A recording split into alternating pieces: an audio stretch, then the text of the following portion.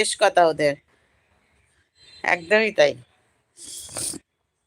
দেখুন, আমি একটা খুব বাস্তব কথা বলছি, যে হচ্ছে একটা হাজবেন্ড বা একটা পার্টনার কিসের জন্য দরকার লাইফে।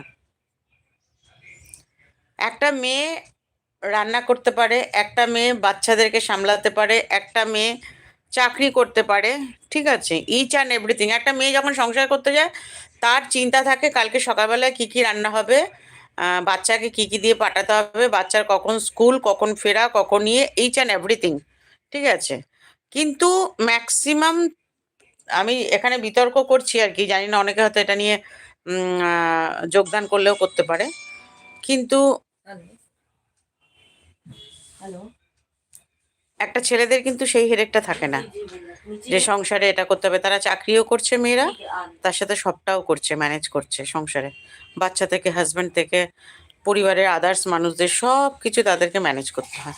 বাট একটা ছেলেকে কিন্তু সেটা করতে হয় না, ঠিক আছে।